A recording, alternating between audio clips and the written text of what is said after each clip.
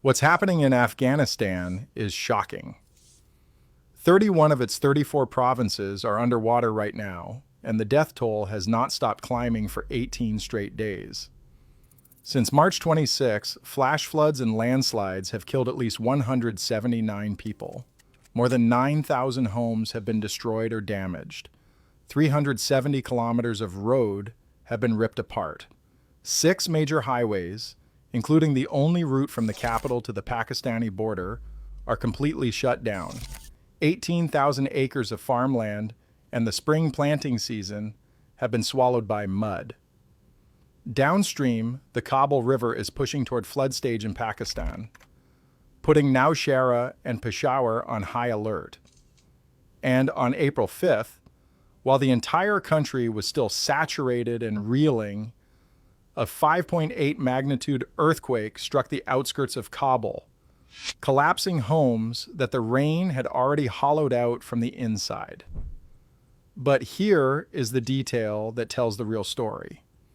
On April 7th, 22 people died in a single 24-hour period.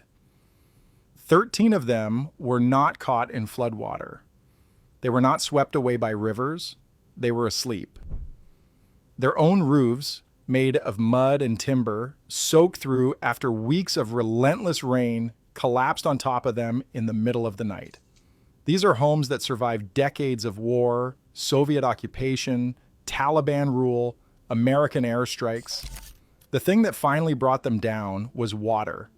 And tonight, as more rain falls across the Hindu Kush, millions of people are lying under roofs made of the same material in a country where 17 million are already going hungry, and the forecast calls for more.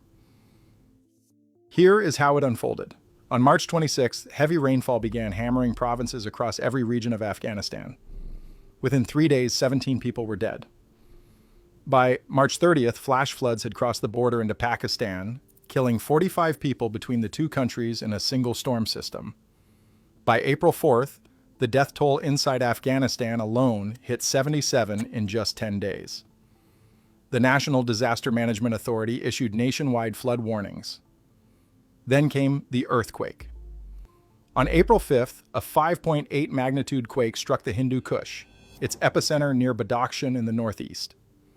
The shaking reached Kabul. 3 homes collapsed in the capital. 8 people died in one village alone, in Gosfandara, Bagrami district. By April 6th, the combined death toll from floods, landslides, lightning strikes, and the earthquake reached 110. By April 12th, 179. The number has not stopped moving. Now, zoom out. Afghanistan sits landlocked in South-Central Asia, ringed by the Hindu Kush Mountains to the northeast, and by open plains to the south and west. The eastern provinces Nangarhar, Kunar, and Laghman form a narrow corridor that funnels toward the Khyber Pass and the Pakistani border. This corridor carries the Kabul to Jalalabad Highway, the single most critical road in the country. It connects the capital to eastern Afghanistan, to the border crossing at Torkham, and to international aid routes. That highway has been shut for over a week. The detour through Tang-e-Garu Gorge is also impassable. A reinforced bridge there is under inspection for scour damage. Eastern Afghanistan is cut off.